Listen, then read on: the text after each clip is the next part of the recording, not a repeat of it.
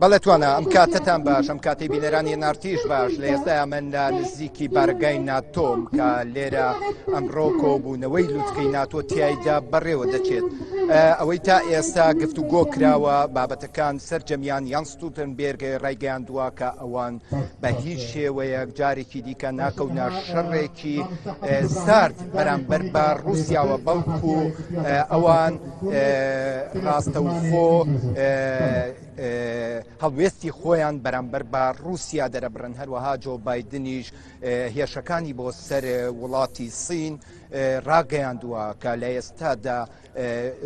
هەوڵەدات سەرجەم وڵاتانی ئەوروپا بەوە ڕازی بکات کە دژبەری وڵاتی سین بکەن ئێستادا زۆرینەی گفتوگۆکان لەو چوارچێوەیە بەڕێوەچووە لێرە لە بەردەم ناتۆدا ئەوەی دەیبینن ژمارەیەک وڵاتی کوردی ڕۆژئاوای کوردستانن ئەمڕۆ هاتوون بۆ بامەبەستی ئەوەی کە چاوپێکەوتنەکەی ئەردۆغان لەگەڵ بایدن ئەنجام دەدرێت ئەو چاوپێکەوتنە پێیان وایە کە ئەردۆغان تیرۆریستە و ڕۆژئاوای کوردستان هەریەک لە ئەفرین سەریکانی و ناوچەکانی دیکەی داگیر کردووە بۆیە کوردانی ڕۆژئاوا لێرە کۆبوونەتەوە بە دروشمەکانیان بە چەندین بەیاننامە هەروە هەڵوێستی خۆیان دەردەبڕن سەبارەت بە داگیرکاریەکان لە ڕۆژئاوای کوردستان من بۆ زیاتر وەرگرتنی زانیاری لەگەڵ یەکێک لە بەڕێوەبەرانی ئەم خۆپیشاندانە گفتوگۆکەم ئەگەر بفەرمی مامۆستا فەرموو بۆ ئێرە مامۆستا ئامانجی ئێوە چییە ئارمانجی وە چیەش بۆ شتێک ون دەکەن لەبەر ئەv ئۆرگانیزا پارتیên Yekîtî Demokrat Kurd û Partiya Pêşveroya Kurd bi hev re ev organize kirine ev xwepêşandana da ku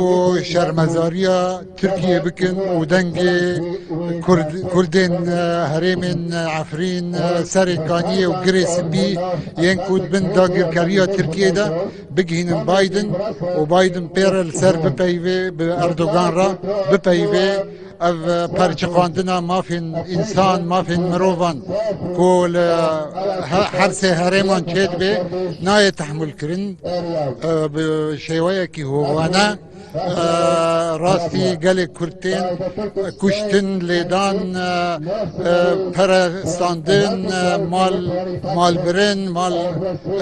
revandina însanan kuştina însanan ev gişt têde ye êja em dixwazin dengê xwe bigînin birêz serokê Amerîka Biden belê هیچ بەڵاڤۆکێکی وە هەیە hûn تەسلیمی وا بکەن ئیرۆ تەسلیمی ناتۆ بکەن ئەنجی بشێن ji Biden re me xwest em nama xwe bigînin birêz Biden diriya polîs re nehiştin gotin em jî nikarin herin gotin bi postê bişînin berê jî me hesabê xwe kiribû me şandiye Wezareta Derveya Amerîka me yek nameyek şandiye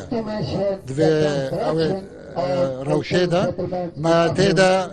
li ser perçiqandina mafê mirovan mafê Kurdan bi şêwekî gelemper û mafên her sê herêman bi şêweyekî taybet me têde ew kirî şerh kirî û me gîhandiye Wezareta Derve. Spas mamosta. Zor spas.